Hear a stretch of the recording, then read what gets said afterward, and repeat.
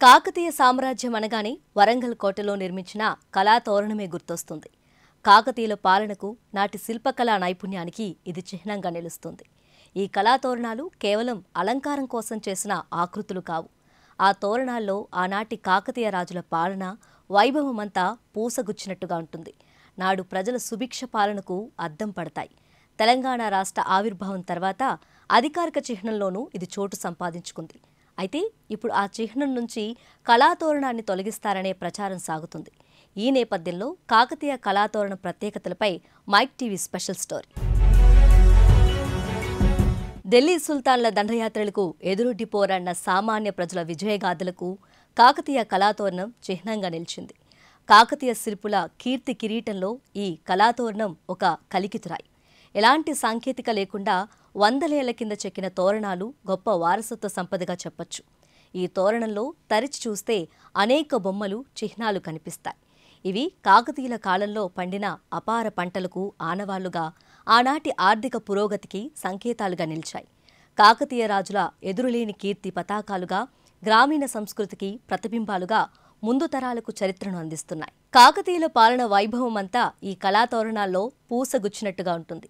వారి ఏలుబడిలో ఏ అంశాలకు ప్రాధాన్యమిచ్చారో మనకు తెలుస్తుంది. హంసలు, మొసళ్ళు కాకతీయ తోరణంలో ప్రముఖంగా కనిపిస్తాయి. పద్మాలు, తలకిందులుగా వేలాడినట్టుండే తామర మొగ్గల వంటి ఆకృతులు, ఇలా ఎన్నో అంశాలు కలబోత వరంగల్ కాకతీయ తోరణాలు. ఈ 4 స్తంభాలు వారి పాలనలో ధర్మం 4 పాదాల మీద నడిచిందనడానికి నిదర్శనంగా మనకు కనిపిస్తుంది. కళాతోరణం చివరి 2 పిల్లర్ల మీద ఇరుపక్కల గర్జిస్తున్న సింహాలున్నాయి. ఇవి కాకతీయుల ఎదురులేని నాయకత్వానికి చిహ్నంగా చెప్పవచ్చు. దాని పక్కన తల పైకెత్తిన మొసలి జలకలకు ప్రతీక. కాకతీయుల కాలంలో చెరువులు, కుంటలు, కాలువల్లో పుష్కలంగా నీళ్లుండేవి. తోరణం నిండా లతలు, తీగలు, పారే గొలుసుకట్టు చెరువులను, కుంటలను సూచిస్తాయి. అపార జలరాశి పరవళ్లు తొక్కడంతో ఆ కాలంలో పంటలు బాగా పండేవి. కాకతీయులు అనేక ఆలయాలను నిర్మించగా ఇందుకు గుర్తుగా తోరణం మీద ఆలయ స్తంభాలను చెక్కారు. కళాతోరణం పైన ఇరువైపులా ఉన్న 2 హంసలు కాకతీయుల పారదర్శక పాలనకు నిదర్శనం. చేతులు పైకెత్తిన కుబేరుల విగ్రహాలు ఆర్థిక పరిపుష్టికి సంకేతం. మొసలి కింద భాగంలో వజ్రవైడూర్యాల దండలు కాకతీయుల వైభవానికి చిహ్నం. 7 పూర్ణకుంభాలు గ్రామదేవతల ప్రతిబింబాలు, వాటినే సప్తమాత్రికలు అని కూడా పిలుస్తారు. స్తంభం మధ్య భాగంలో చేపల బొమ్మలు ఆ కాలంలో ఓ వెలుగు వెలిగిన మత్స్య పరిశ్రమకు సంకేతంగా చరిత్రకారులు చెబుతారు. కాకతీయ కళాతోరణం నిర్మాణంలో అప్పటి శిల్పకళా నైపుణ్యం కొట్టొచ్చినట్లు కనిపిస్తుంది. తోరణంలోని రాళ్ల మధ్య ఎలాంటి సున్నం లాంటి పదార్థాన్ని వాడలేదు. ఒక రాతి దిమ్మ మీద ఒత్తిడి తెస్తూ దానిమీద మరో పెద్ద రాతి దిమ్మను పెట్టడం లాంటి పద్ధతినే అవలంబించారు.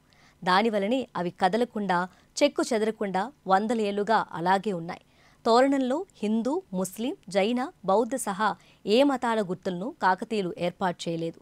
అందుకే ఈ తోరణాన్ని సర్వమత సామరస్యానికి ప్రతీకగా పిలుస్తారు. ఘన చరిత్ర కలిగిన కాకతీయ కళాతోరణాన్ని గత కేసీఆర్ ప్రభుత్వం రాష్ట్ర అధికార చిహ్నంలో చేర్చింది. అయితే తాజాగా కాంగ్రెస్ ప్రభుత్వం అధికార చిహ్నం నుంచి కాకతీయ కళాతోరణాన్ని తొలగించే ప్రయత్నం చేస్తుందన్న వార్తలు వినిపిస్తున్నాయి. రాష్ట్ర చిహ్నంలో రాచరిక ముద్రలు ఉండటమేంటని సీఎం రేవంత్ రెడ్డి పలుమార్లు మాట్లాడటం ఈ అనుమానాలకు తావిస్తోంది. తెలంగాణ ప్రజల సంస్కృతి, వారసత్వ సంపదకు చిహ్నంగా నిలిచిన కళాతోరణంపై రాజకీయాలు చేయటం ఏంటని సర్వత్రా విమర్శలు వెల్లువెత్తుతున్నాయి. కాకతీయ కళాతోరణం రాచరిక ముద్ర కాదని, తమ రాజస్వమని ఓరుగల్లు వాసులంటున్నారు. ఈ క్రమంలో ప్రభుత్వం అధికార చిహ్నం నుంచి కాకతీయ కళాతోరణాన్ని తొలగిస్తుందా లేదా అన్నది హాట్ టాపిక్గా మారింది.